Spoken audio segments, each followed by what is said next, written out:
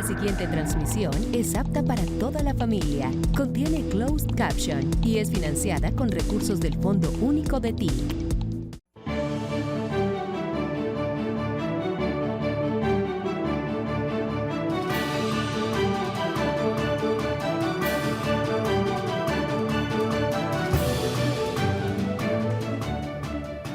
Bueno, para la claridad de la ciudadanía, estos son cifras preliminares, porque el proceso presupuestal hasta ahora arranca.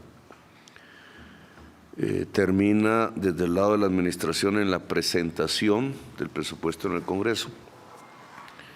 Ya tenemos la triste experiencia que los mismos de siempre decidieron no estudiar el presupuesto y solo queda el inicialmente presentado.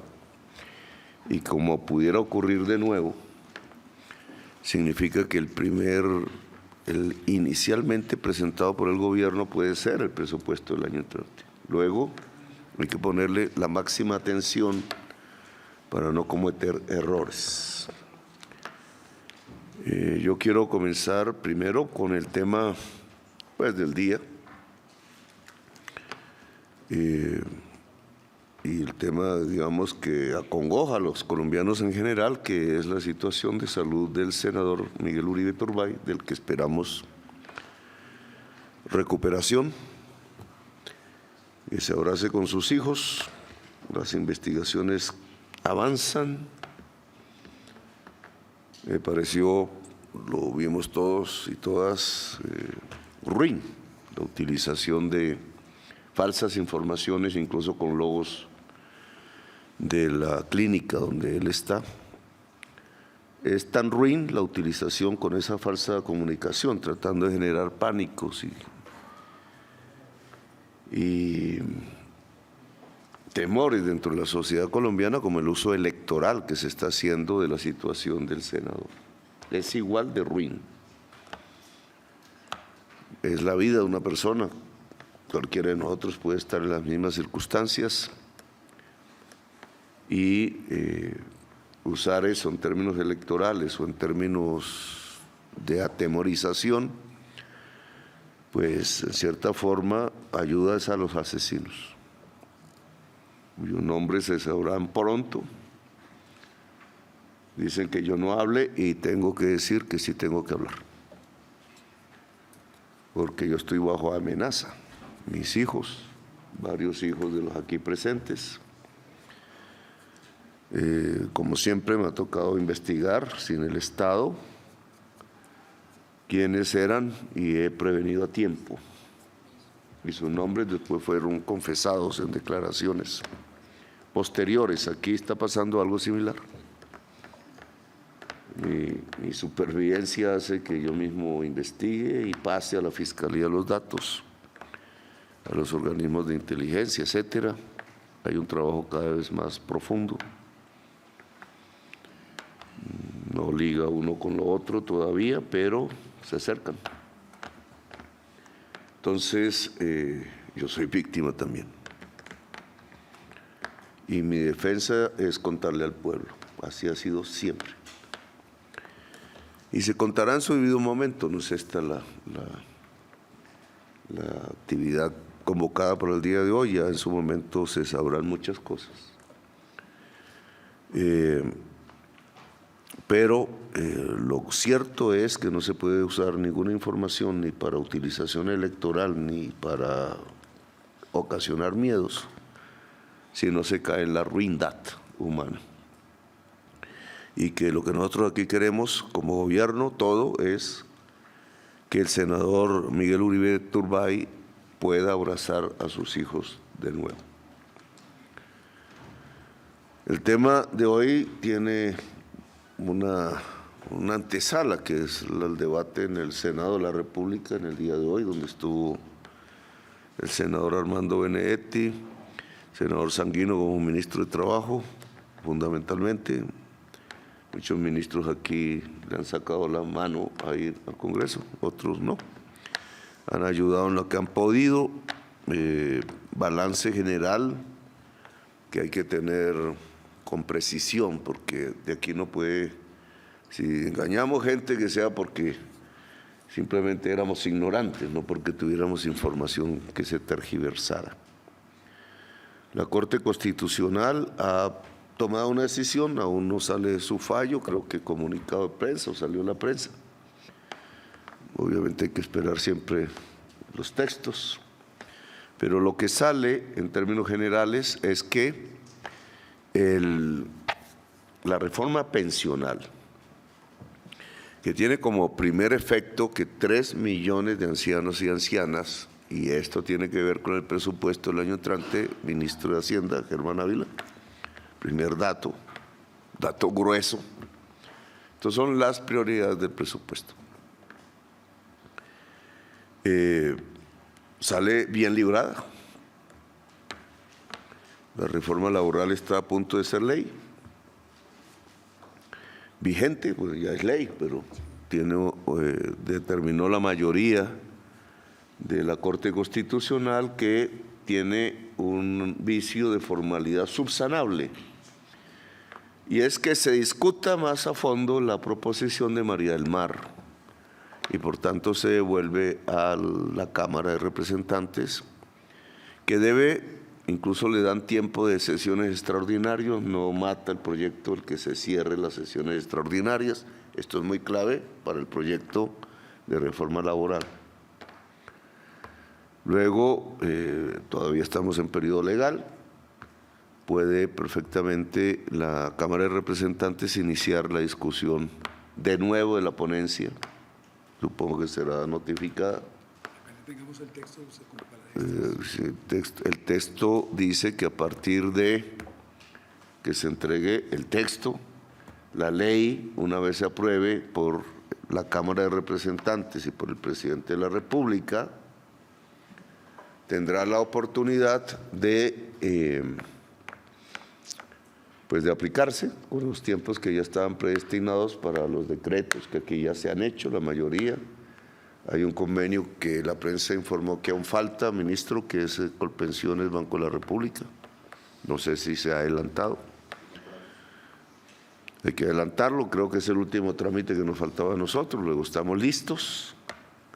Hay que hacer publicidad en la televisión para que la gente tenga plena información de decisiones que tenga que tomar en el futuro, y algunas han debido tomarse.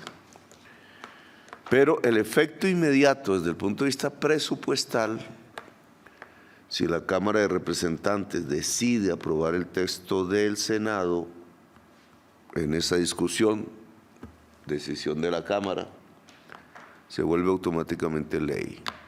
Solo queda mi firma, que espero hacer en un gran acto otra vez ante la tercera edad en algún lugar de este país, ya escogeremos. Ya lo hice al principio en Bogotá y creo que este balance sale bien.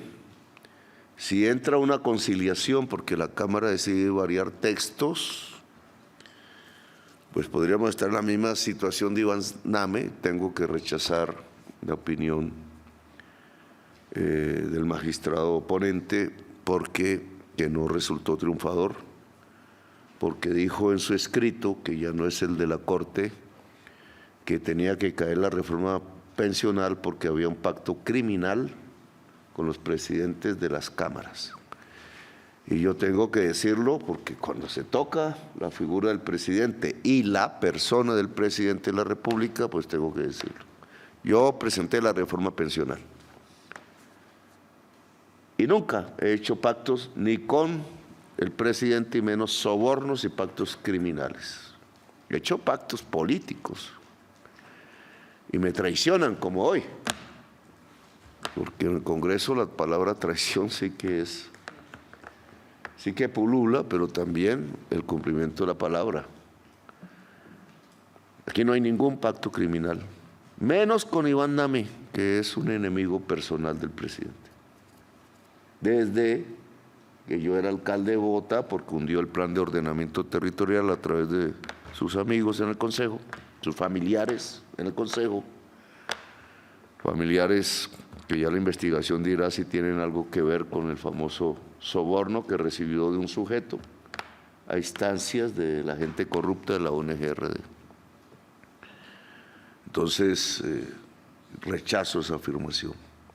Como toca rechazar las que han hecho incluso en la Plaza de Bolívar y a través de medios, periodistas incluso, dirigentes políticos, diciendo que el atentado de Miguel Uribe Turbay tiene que ver conmigo. Mi vida he ordenado y jamás lo haré que se mate una persona en Colombia. No estaría aquí siendo presidente si eso hubiera pasado antes. Y tampoco pasará en el presente. Por eso aquí no hay 6.402 jóvenes asesinados por balas oficiales. Que se sepa. No hay 6.402 jóvenes con balas oficiales. Ni en mi gobierno, en la alcaldía, aparece una fosa común en un barrio popular con desaparecidos jóvenes. Así que no crean que somos iguales. Aquí primero es la vida. Y la vida significa la vida del opositor. Y por eso Augusto y todos los organismos aquí que dependen del Ministerio de Defensa, que tienen que ver con protección, tienen una orden terminante del presidente desde el principio del gobierno. Esto no es de ahora, desde el principio del gobierno, que es la priorización de la protección de los opositores por encima de los candidatos amigos nuestros. Y ya las investigaciones pues darán más nombres. Ya van 3. Todo tiene que ver con el narcotráfico hasta ahora, pero no se puede adelantar conclusiones porque estamos en el inicio. Y es la fiscal general la que nos debe decir cómo va realmente la investigación y qué pasó con Diego Marín en Portugal. ¿Por qué pasaron 180 días, que es el tiempo de allá normativo para el habeas corpus definitivo? El señor quedó libre en Portugal. Yo pido que Interpol mantenga la orden de captura a nivel internacional. Ojo, ministro de Defensa. Ese señor no puede salir de Portugal sin ser capturado. Si salió, sigue habiendo fallas que están garantizando la libertad del principal contrabandista.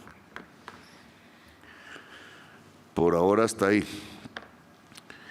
Lo sucedido entonces con la reforma laboral es que se vuelve ley de la República con mi firma si la Cámara aprueba el texto del Senado. Esa es una decisión política, libre.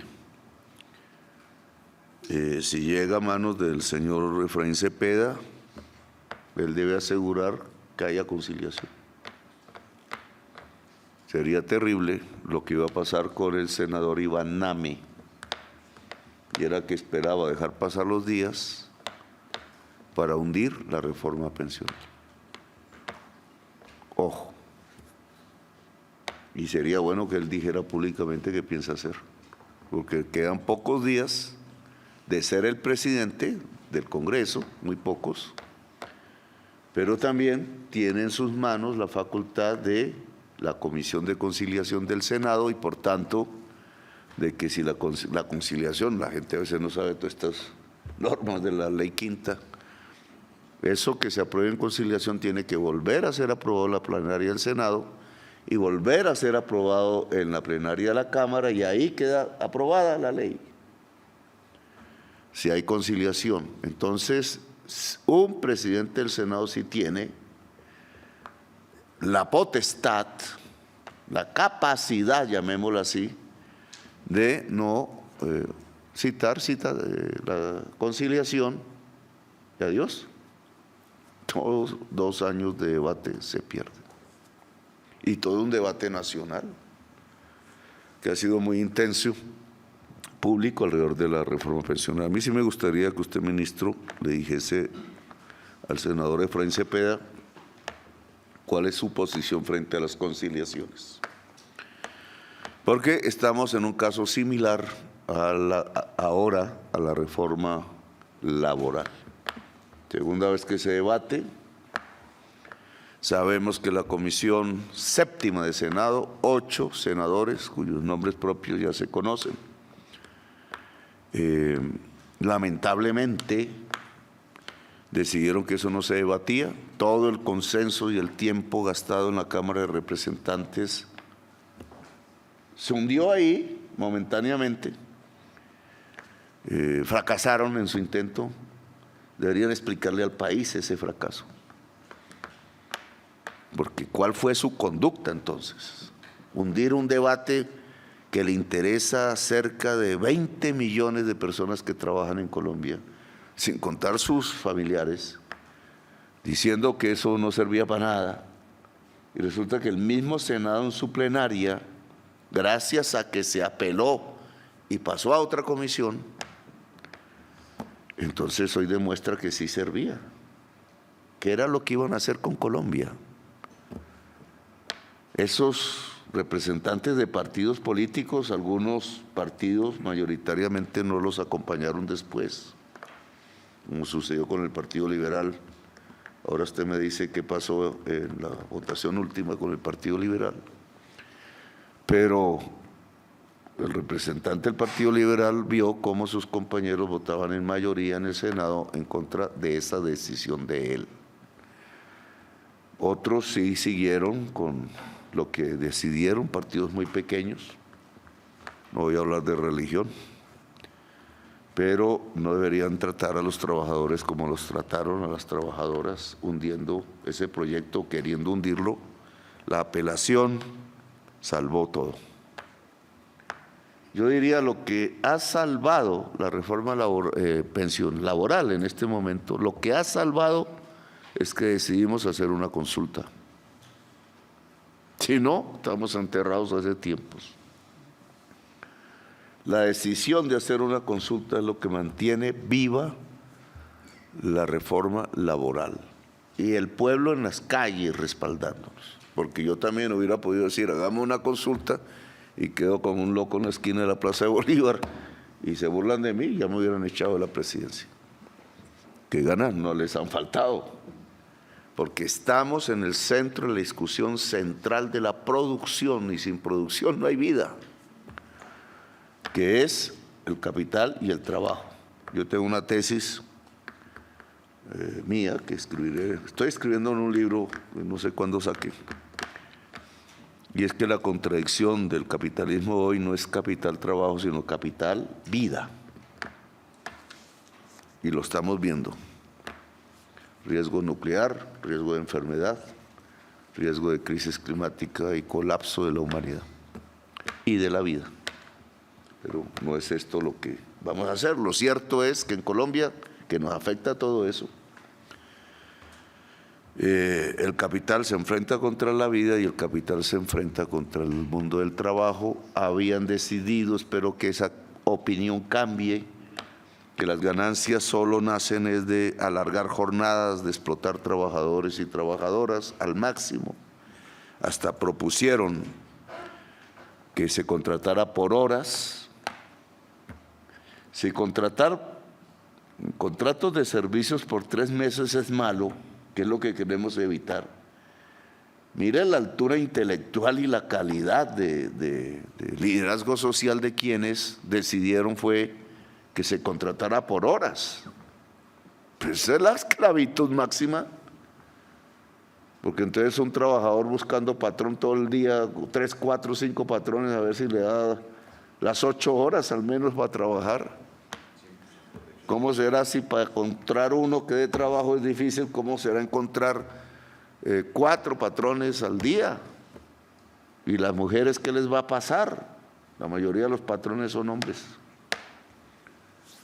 Entonces, digamos, estaban a punto de producir una catástrofe social en Colombia. Los nombres de las personas ya ustedes saben quiénes son. Algunos pertenecen a partidos de este gobierno, que es una paradoja total. Entonces, eso se derrotó. Las votaciones libres, porque no hubo acuerdo con Efraín Cepeda y ni la oposición, es que el gobierno logró en los puntos fundamentales, solo nos faltó uno, volver al texto de Cámara, que es más progresista, o sea, volver a lo que hundió los 8 de la Comisión Séptima. Pasamos y mejoramos muchísimo lo que aprobó la Comisión Cuarta y logramos acercar el texto de la plenaria del Senado a el texto de la Cámara de Representantes, que fue lo que yo solicité. Solo perdimos una votación, que es cuando las trabajadoras tienen dolores menstruales muy fuertes, poder ir a un médico. Yo no sé qué tienen los senadores contra las mujeres de Colombia. ¿Cómo se les ocurre votar eso en contra? Pero votaron en contra. Ahora, ¿qué problema tenemos? Sin acuerdo con el gobierno, decidieron votar la consulta popular 2, o sea, aquella donde había introducido 4 preguntas de la reforma a la salud. Y pensaron que tenían mayoría y aceleraron eso. Ya habían perdido todas las votaciones y el gobierno había ganado casi todas las votaciones. Era un poco audaz, pero hay que decirlo, nos traicionaron. Sacaron 52 votos, no tenían mayoría objetiva, 52, o sea, pasaron de 49 a 52. Y sacaron el quórum 54 con 52. Pero para hacer quórum, o sea, para que eso hubiera tenido validez, 2 personas de esta coalición de gobierno, 2 no, 4 o 5 personas, 5 exactamente, de esta coalición de gobierno que decían que eran amigos de este gobierno, no dejaron la sesión, dejaron que se votara. Eso significa que les hicieron el quórum, hundieron la consulta popular 2, no la consulta popular 1, y nos quitaron una palanca que tiene que ver con la conciliación en Senado. Y volvemos al mismo tema de la reforma pensional. Porque como el texto del Senado es diferente al texto de Cámara, aprobado ya, tiene que ir a una conciliación. ¿Y quién nombra la comisión de conciliación? El presidente del Senado, que ha estado en contra de la reforma laboral. Casi la sabotea en la famosa sesión de la votación de consulta popular 1, que está decretada. Aquí tenemos otras discusiones, pero yo creo que el ministro del Interior, que el presidente del Senado diga si va a conciliar o no. Porque al revés de lo que pasa en la reforma pensional, a la Cámara le toca decidir, por ejemplo, si acepta lo que salió del Senado. Pero ya es en comisión de conciliación. Porque si no, se hunde la reforma laboral. A eso nos llevaron, no se hunde, sino que vuelve a votación en plenarias, pero en plenaria de Senado ya sabemos que 5 amigos nuestros no eran tan amigos. Entonces es una decisión política libre, pero otra vez depende de la conciliación. O sea, estamos a punto de tener una reforma pensional muy de avanzada, aplaudida por la Organización Internacional del Trabajo, una reforma pensional que necesita el país y que nos permite avanzando 100% del derecho pensional en Colombia. Comenzando por 3 millones de viejos, que mi promesa, Germán, es que a partir, empieza, pues este año no logramos los 3, pero ya vamos en 1.800.000, nos contará ya aquí nuestra encargada del Departamento de Prosperidad, porque hay que desaplazar, Germán, antes que nada 1.200.000 millones de pesos del presupuesto de este año. se desaplaza. Eso quiere decir que se recortan otros gastos, no prioritarios, porque el prioritario son los viejos de Colombia. Y habíamos aplazado, por gracia de no aprobar la ley de financiamiento en el Senado, habíamos aplazado 1.200.000.000.000 del Ministerio de Trabajo que va hacia los pensionados, pues no los pensionados, hacia DPS para los viejos que no tienen pensión, que es el objetivo. Entonces, esa es una prioridad este año. Y tiene que aparecer en un decreto de desaplazamiento. Porque entonces este año saltamos en el número de viejos y viejas en toda Colombia que se ganarían un bono pensional de 230.000 pesos mensuales, que para el que tiene plata pues no es nada, pero eso garantiza sopa caliente y cama caliente todos los días y una sonrisa al acostarse. Y con eso me voy tranquilo de esta presidencia. Nos costó mucho, casi 3 años de debates. Qué lamentable que cueste 3 años de debate darle comida a los viejos y viejas de Colombia. Estamos a punto de esa y estamos a punto de la reforma laboral. 2 de las 3 grandes reformas queda pendiente la reforma a la salud. Igualmente, si nos vuelven a hacer lo mismo en la Comisión Séptima, hay que apelar. Pero el ministro de Salud tiene en todo lo que no sea de ley que avanzar. Vamos a ver los datos ahora de ejecución presupuestal de este año. Da al revés, aquí hay un problema de captación de la información. Vamos a ver los resultados ahora. Es lo primero que haremos después de que deje de hablar con la nueva directora de Planeación Nacional, muy joven, educada en Alemania, espero que sea economista alternativa, porque los economistas de Colombia, muchos se volvieron, ¿cómo es que le digo? No, ¿cómo es que se dice? Aristóteles los bautizó, crematísticos, Germán. Aristóteles escribiendo dijo, la economía, los economistas estudian cómo se producen cosas buenas para una vida nueva, buena, y los crematísticos son ideólogos de los negociantes. En Colombia, la mayoría de los economistas famosos son crematística, no es economía. Entonces yo aquí he tratado de traer economistas jóvenes que sean economistas, no crematísticos. Pululan en planeación y pululan en el Ministerio de Hacienda y ahora van a ver las bellezas que nos hicieron los crematísticos. Bueno, entonces, Armando, queda en sus manos primero definir al presidente del Senado para dónde vamos, para una nueva confrontación o permite la conciliación. Si la reforma laboral es como el consenso que alcanzó este gobierno, muchas cosas no las pudimos aprobar en favor de los trabajadores. En Cámara de Representantes y en la conciliación, entonces derogaré el decreto de consulta popular 1, pero solo hasta ahí. Si no, el decreto goza de presunción de legalidad.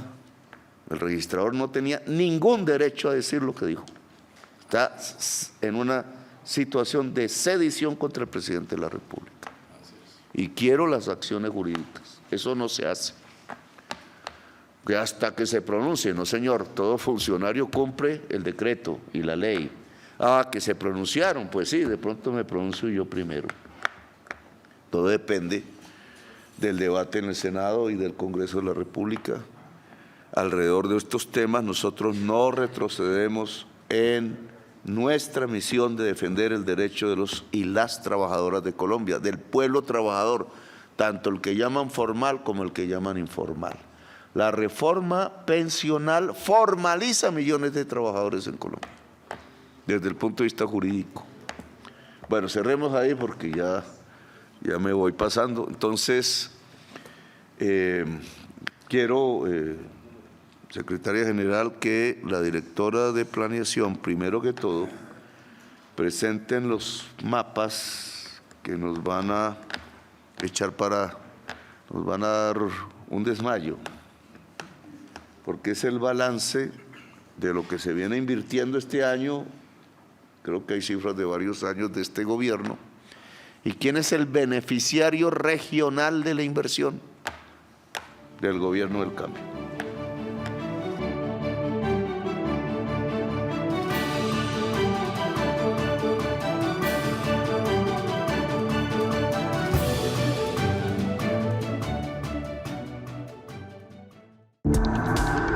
Este contenido fue financiado con recursos del Fondo Único de TIC.